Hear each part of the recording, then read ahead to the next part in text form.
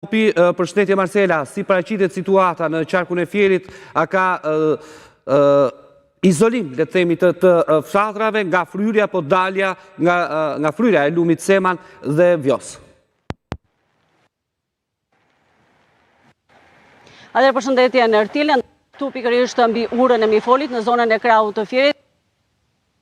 një nivel të shtuar të prurjeve të lumit të Vjos, që sipas informacioneve në orën 6 të mëngjesit ka arritur në pikën maksimale në kuotën e 8.3 metrave, ndërsa aktualisht fatmirësisht pra ka një rënje të nivelit që ka arritur deri në 7.9 metra. Gjithë natën, pra përgjatë gjithë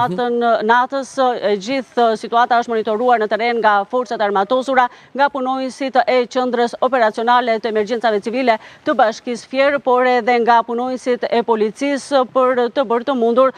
evakuimin në kopra të banorëve në rast situatash pasi, sipas informacionit të përditësuar pra nga prefektura e Fierit, ka patur dalje nga shtrati, jo vetëm të lumit Vjosa, por edhe të lumit Seman, ku më konkretisht në fshatin Kallm, pra ka dalje në tokat bujqësore, por gjithmonë brenda argjinaturave. Më problematike paraqitet situata pikërisht këtu në zonën e Fierit, pra në disa fshatra që historikisht kanë patur problematika edhe gjatë përmbytjeve të mëparshme, si në Kashisht, në Çerven, por edhe në fshatin Ferras, ku situata paraqitet edhe më problematike aktualisht. Mësohet pra se rreth 50 deri në 60 hektar tokë në fshatrat Kashisht dhe Çerven janë në pushtetin e ujit, ndërsa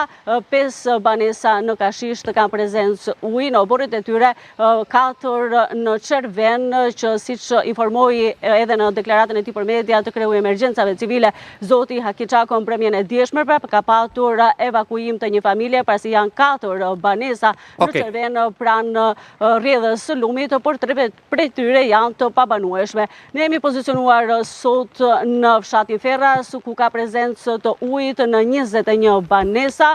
por nuk ka përmbytja apo evakuime të banorëve.